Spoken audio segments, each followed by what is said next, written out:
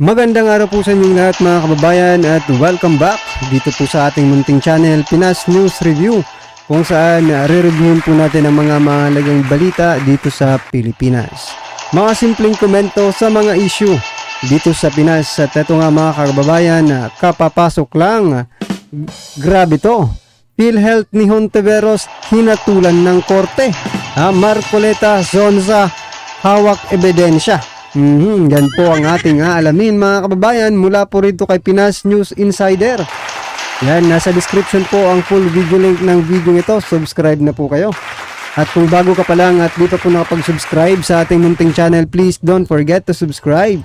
At i-click na rin po ang bell notification para updated ko po sa lahat ng ina-uploads nating reaction video. At eto na nga mga kababayan, sama-sama at sabay-sabay po natin pakinggan, panoorin at bigyan ng komento ang video ito. Eto na po.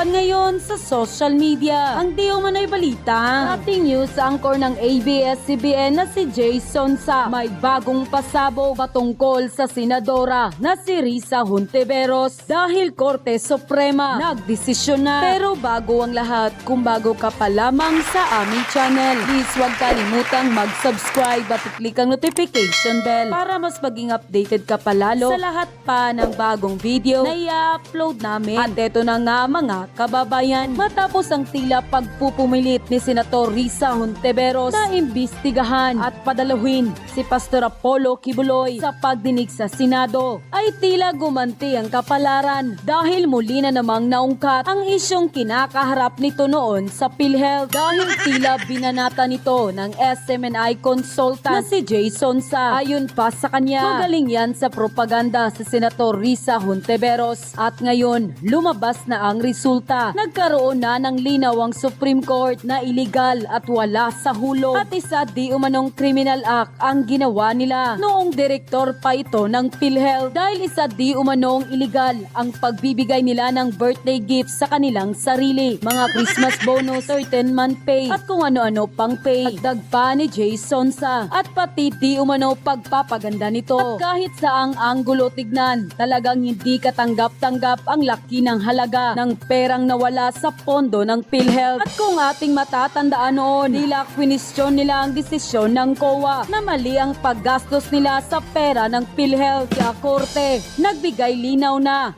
illegal di umano ang mga ginawa ni Senator Risa Hontiveros noong direktor pa ito ng nasabing ahensya. Ito'y ayon kay Jason. So yan mga kababayan, no? Talagang malaking bangungot po ito para kay Senator Risa Hontiveros, no? Itong PhilHealth. Kasi pag talagang naiisip natin, no? Pag talagang nakikita natin na yung PhilHealth, yan, hanggat may PhilHealth, no?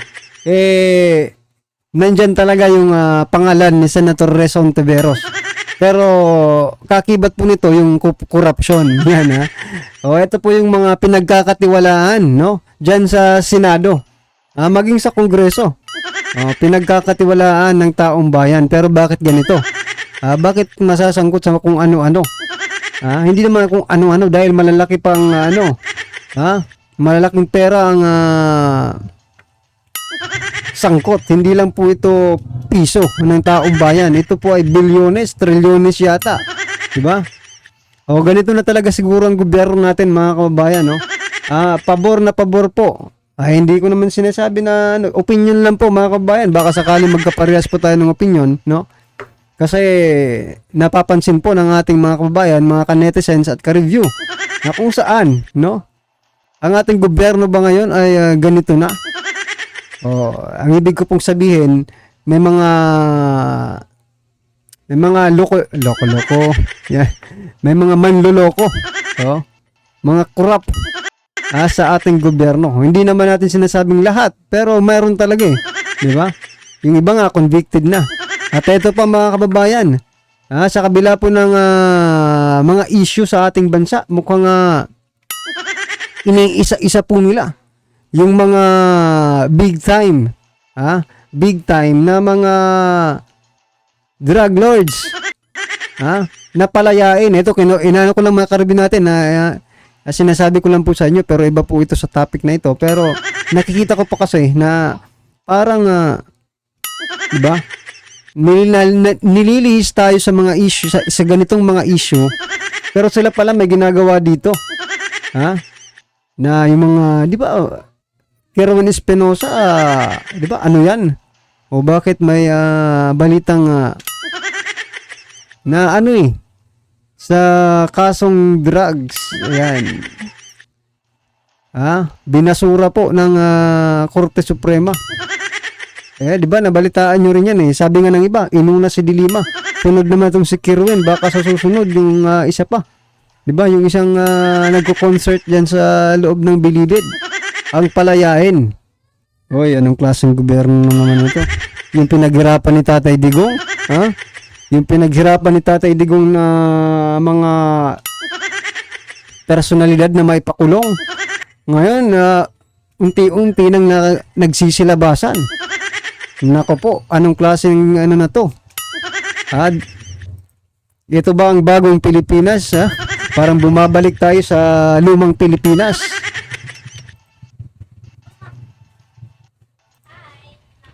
Sonsa. Ontiveros. Uy, congratulations nga pala sa kanya. MJ, no, finally nagkaroon na ng linaw ang Supreme Court na illegal. Wala sa hulog. Criminal act yung ginawa nila sa PhilHealth nung siya ay director pa, na binigyan nila ang sarili nila ng birthday gift, Christmas bonus, 13th month pay, 14th month pay, at kung ano-ano pang pay, pati pampaganda, i-charge nila lahat. Ngayon, sabi ng Supreme Court, yan ay illegal. Congratulations sa kanila, no? Kasi finally, nagkaroon na ng dinaw. Yun ang matagal nang inaantay ng nila Senator Risa, na magdesisyon ang Supreme Court. Kasi kinwestiyon nila yung desisyon ng COA, na sinabi ng COA, mali yung paggastos nila, no? Illegal. Kaya umakyat sila Supreme Court. Ngayon, ang Supreme Court sabi niya, pumabor doon sa COA. At ayon pa sa post ng Supreme Court, sa pagtanggi sa petisyon ng PhilHealth, ipinasya ng Korte Suprema na ang fiscal autonomy na tinatamasa ng PhilHealth sa ilalim ng charter nito. So yan mga kababayan, may maihaharap pa kayang mukha itong si Senator Risa Hontiveros sa Senado. Diyan sa mga ginagawa niyang hearing gayon. Siya mismo, mga ka-review natin, ang gumagawa ng korupsyon. Nako. Di ba? Ang kakapal ng mga pagmumukja ninyo. Ang kakapal talaga, mga kababayan. Kung makapag-duro-duro sa mga iniimbestigahan nila, kung makapag-desisyon sila. Parang hukuman. Pero yan pala ang totoo, mga kababayan, sila pala ito. Sila pala itong mga nahaharap sa mga kaso at hindi pinapaboran ang kanilang pag-apila. Sa Supreme Court, mga kababayan. Ibig sabihin, talagang may basihan, no? Yung mga kasong ito, kung bakit, nako naman talaga, Hoy, Senator Risa Hontiveros, ano na? Siguro ko naman, mga kababayan, matatauhan na tayo nito. Siguro ko naman sa susunod na tumakbo pa itong Senator Risa Hontiveros.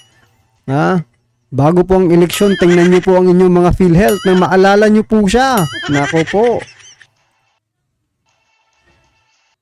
Public Act number 7585 o ang National Health Insurance Act of 1995 ay hindi ganap at hindi maaaring maging tanging batayan para sa pagkakaloob ng mga benepisyo o mga allowance. Binigyang diin din ng korte na ang kapangyarihan ng PhilHealth na ayusin ng mga sweldo at allowance ay napapailalim pa rin sa kaukulang mga alituntunan at patakaran na maaring ilabas ng Pangulo. Sa kasalukuyang kaso, natagpuan ng korte na walang legal na batayan para sa pagbibigay ng mga hindi pinapayagang halaga. Ang pagbibigay ng transportation allowance at project completion incentive sa mga kontraktual na empleyado ay taliwas sa hayagang probisyon sa mga job order contract na ang tanging kabayaran sa kontraktor ay ang daily rate na napagkasunduan. Tungkol naman sa educational assistance allowance na ibinibigay sa mga regular na empleyado, walang batas o pagpapalabas mula sa Department of Budget and Management Enforcement na nagpapahintulot sa naturang grant. Nagpasya din ng korte na alinsunod sa mga alituntunin na inilatag ng 2020 na kaso ng Madira versus Commission on Audit. Ang mga tatanggap ng hindi pinapayagang mga benepisyo ay obligadong ibalik ang mga halaga. Hindi alintana kung natanggap nila ang mga ito ng may mabuting loob o hindi. End quote. Nang lumabas nga ang balitang ito, marami sa ating mga kababayan ang tila nanawagan na panagutin ng senadora kung totoong may sala, pagbayarin sa mga kasalanan nito. Kasali na rin ang tila pagpapahiya di umano nito kay Pastor Apollo Kibuloy. At ayon pa sa kanila,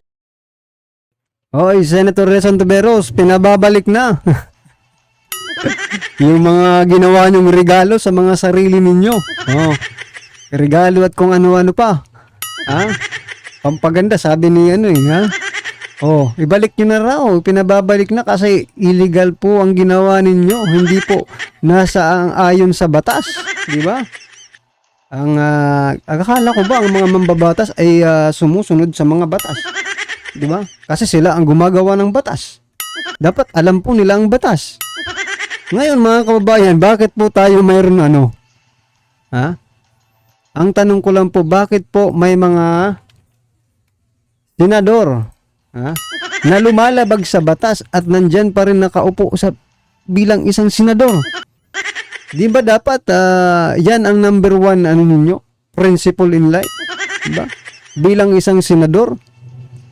Buti sana kung hindi pa kayo mga senador nung mangyari yon. Hindi ko tinutukoy kasi si Senador Risa Ontiveros, ano man siya doon CEO ba yun ba yun? Chief ba yun? O basta siya yung pinunok, namumuno doon. Ang tinutukoy ko po ay Senator Jinggoy Estrada, mga kababayan. Di ba?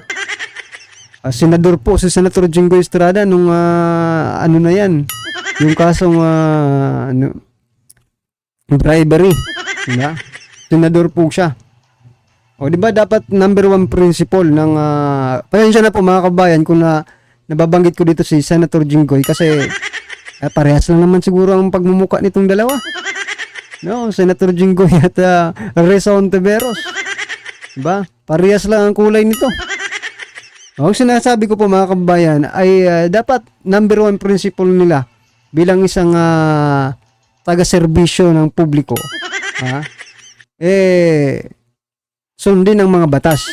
Pero bakit sila mismo ang bumabali, no? Sila mismo ang lumalabag sa mga batas. Ibig bang sabihin, ano ang sinasabi nyong no one is above the law? Pag mayaman ka is above the law. Pag mahirap ka ba, below the law. Diba? O yan mga kababayan, talagang grabe. Grabe po ito magbayad ang may sala at may court decision. Ang court sana may patupad at maparusahan ng may sala. Pera ng tao ang pera sa PhilHealth. Dapat makulong kung hindi niya bayaran yung pera ng taong bayan. Isa, wala ka ng kawala. Sana naman aksyonan ito ng mga mambabatas dahil marami na ang nag-aakusa at isa itong ahensya ng gobyerno na sangkot pa'y empleyado ng gobyerno. Alamin kung totoong may salang senadora. Ibigay sana nilang tunay na resulta at patunayan nilang kahit ano pa man ang iyong katayuan. Ang Pilipinas ay may batas na pantay sa lahat. Dapat ay litisin din si Ontiveros sa anomalyang iyan. Akala mo kung sino siyang malinis kung magsalita sa Senado para siguro matabunan niya ang kanyang anomalya. Kaya siya sobrang pumapapel sa Senado ngayon. Risa, ang galing mong magbintang kay Pastor Kibuloy saying na may yumaman, pointing your fingers to Pastor. But now ikaw din yumaman din at naging senador pa through PhilHealth during your time as director. Siya dapat ang imbestigahan. Bilyones ang nilustay niya sa pondo ng PhilHealth. Dapat sa babaeng yan makulong. Di siya karapat-dapat sa kanyang posisyon. Pumalag na po ang mag-amang Duterte, no? Si PRRD, si dating Pangulong Duterte. At saka ito pong si Vice President Sara Duterte. Hinggil po sa excessive force na pinakita po para mag-serve ng warrant of arrest dito po kay Pastor Kibuloy, no? Pero sa kasawiang palad po hindi pa naman po nahuli din si Pastor Kibuloy, no? So yan mga kababayan, ano pong inyong masasabi dito kaya Senator Risa Ontiveros? Sa kanya, hindi po pinaburan ha. Hindi po pinaburan yung kanilang apila na ibasura. Yan na. Yung kaso nila sa PhilHealth. So, ibig sabihin mga kabayan, may probable cause. Na talagang sila dapat ay imbestigahan at litisin mga kababayan. Sana nga po, pinababalik na mga kababayan. Pinababalik na po yung kanilang mga nakulimbat sa ating gobyerno. Okay? Hindi po sa ating gobyerno means tayo po. Sa ating galing mga kababayan. Hindi po galing kay PBBM or kung sino ang presidente ng ating bansa. Galing po sa ating gobyerno. Ibig sabihin po galing po sa taong bayan. Hindi naman nila pinaghirapan yung PhilHealth na yan. Taong bayan naman ang naghirap dyan. Kaya dapat lang na taong bayan rin ang sumingil dito kay Senator Risa Hontiveros. Yan mga kabayan. Ano man po ang inyong reaksyon patungkol po sa video ito, i-comment lang po sa baba para at least alam po ng ating mga kabayan ang inyong pong opinion patungkol dito. Right? Kung bago ka pa lang at di pa po nakapag-subscribe sa ating munting channel, please don't forget to subscribe at i-click na rin po ang bell notification para updated ka po sa lahat ng ina-uploads nating reaction video. Maraming salamat po.